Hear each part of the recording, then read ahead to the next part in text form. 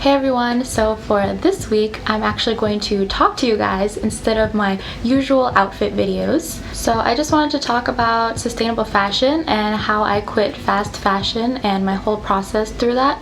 So this is still a fashion related video, but you know, this is mostly a fashion channel. So I've been putting off this video for a while now because I didn't feel like I was knowledgeable enough on the topic of sustainable fashion, and I felt like I needed to wait until I was a better sustainable person, because I'm honestly pretty new to this whole sustainable fashion journey, and I know there's a lot of other people out there who are far more knowledgeable and are far more sustainable than I am. But I decided to just go ahead and make this video because I'm never really gonna know all there is to know about sustainability, and just taking the first step is still part of the sustainable fashion journey. So I'm nowhere close to being an expert, but I do know enough of the basic information to recognize that I no longer want to support fast fashion or brands that don't have some sort of focus on sustainability, and I'm gonna try the best that I can and keep learning. And I think that's good enough, because honestly I don't personally like to shame other people for not being sustainable enough. So it's just about whatever steps that you can take that fit with your lifestyle. And I also recognize that fashion is only a small part of what it means to be truly sustainable, but I do love fashion, so that is kind of my main focus, and it's also something I think that's been a big problem for me that I can easily fix in my life. So I didn't really learn about sustainable fashion until about a year ago after I graduated college. I used to have a huge shopping problem in college. The amount of online shopping I did was insane. Honestly, it was probably a coping mechanism for how depressed I was.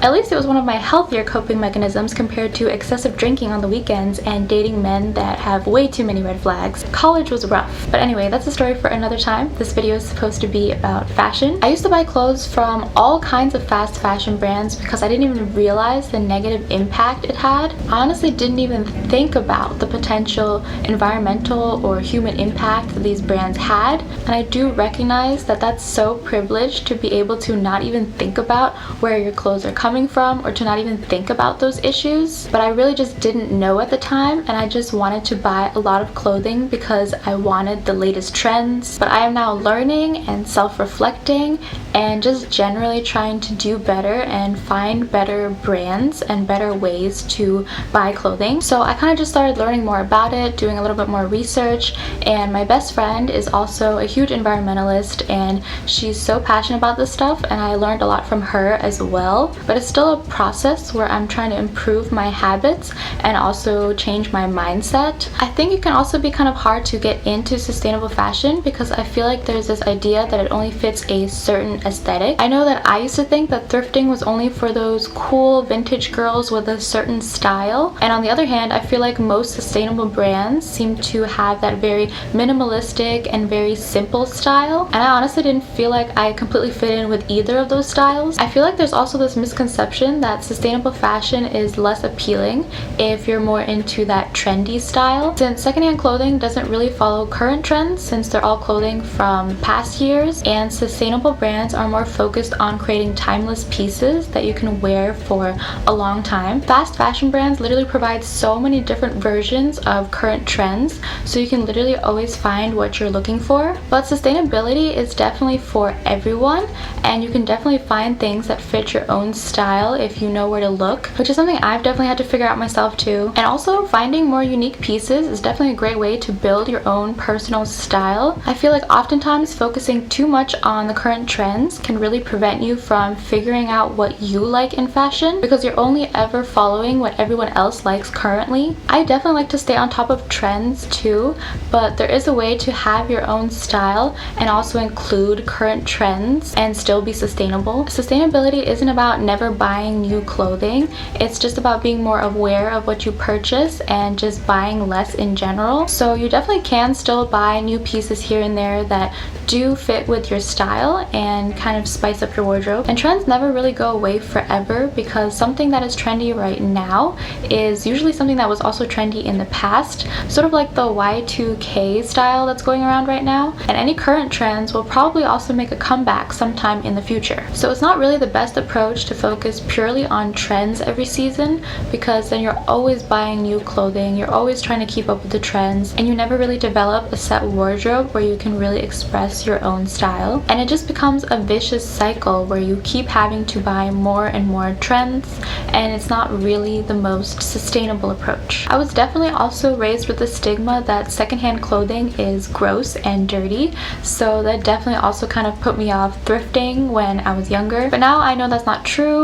Most of the clothes in thrift stores are pretty clean, and even if you're kind of unsure if it's completely clean or not, you can always just throw it in the wash. I literally wash all new clothes that I buy before I wear them. Another issue I've noticed is that sustainable fashion can be kind of exclusive. I've definitely seen a lot of sustainable brands and influencers that are really inclusive about different issues and about size and race, but on the other hand, sustainable fashion can be a little bit out of reach for some people because it does tend to be very expensive, which does make sense because they are making the clothing ethically and they're supposed to last for a long time, but that might not necessarily be an option for everyone to be able to invest in clothing like that. Also, most of the sustainable brands are available only online, so that's kind of difficult to access for people who don't really have access to the internet and can't shop for clothes online. And just being able to talk about sustainability is a privilege because a lot of people don't have the luxury to sit down and sort of think about